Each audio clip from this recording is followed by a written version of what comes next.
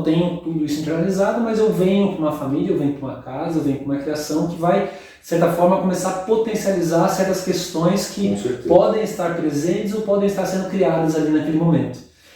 E aí eu venho de uma família, por exemplo, muito rígida.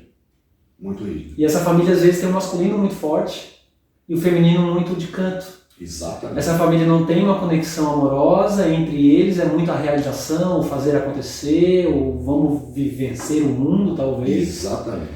E eu, naquele espaço de criação, começo a subir nisso.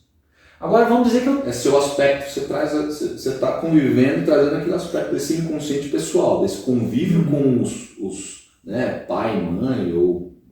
E eu vou ativando isso aqui dentro. Exatamente. Quando eu cresço, eu vou projetar isso no relacionamento. Vai projetar no relacionamento. Então, assim, você vai ter um yang, né, que a gente chama de masculino, essa energia, um yang muito, muito alto, né, porém te falta um feminino. É como se ele estivesse reprimido. O que acontece? Como é que isso se forma? Geralmente, num convívio com pai e mãe, dentro deste convívio, pai e mãe, ou os cuidadores, eu sempre falo isso, né, porque nem sempre pai e mãe estão presentes desde a nossa infância, né?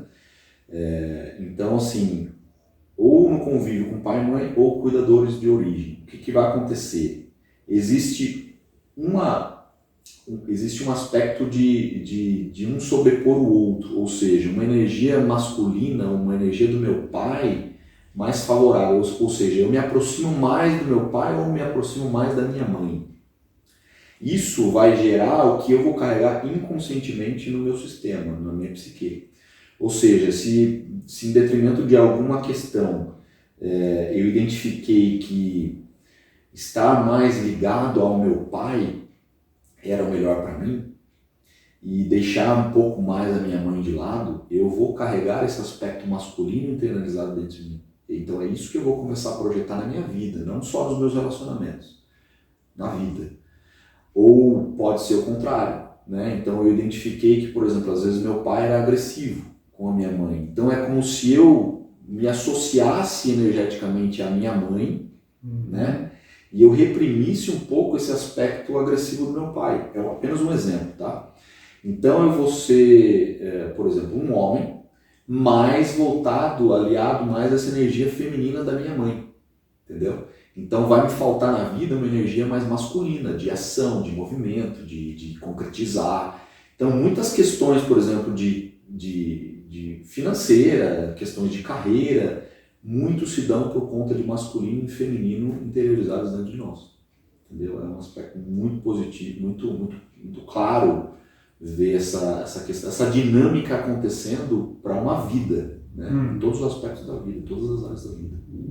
Uau, a gente está fazendo um spoiler já aqui, a próxima conversa é com a Andréia, com a parte de constelação. Exatamente. E eu vejo você falando, e a gente tem essas questões, muitas vezes o pai e a mãe não estão presentes, mas a gente carrega. Estão disponíveis, ainda assim é energia. Carregamos essa energia. Inconsciente, né? E o quanto a gente deve honrar isso tudo, né? Porque não é uma herança, né? E muitas vezes a gente olha para essas heranças, sejam elas físicas ou sejam elas energéticas, como uma coisa ruim.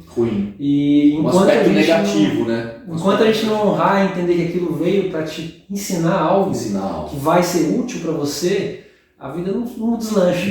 Não flui. E aí vem muito do trabalho, né? De reconhecer como é que estão essas energias dentro de nós, como é que está a sua mãe internalizada, como é que está seu pai internalizado.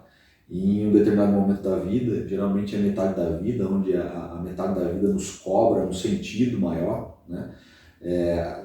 Até a primeira metade da vida, né? Até seus 35, 38, 40 anos, a gente atende muito uma plateia externa, né? Chegou na metade da vida, você vai ter que começar a atender uma plateia interna. O seu interno começa a te cobrar, né, um sentido maior. Opa, será que esse trabalho que eu estou durante uma vida inteira é aquilo que eu gosto?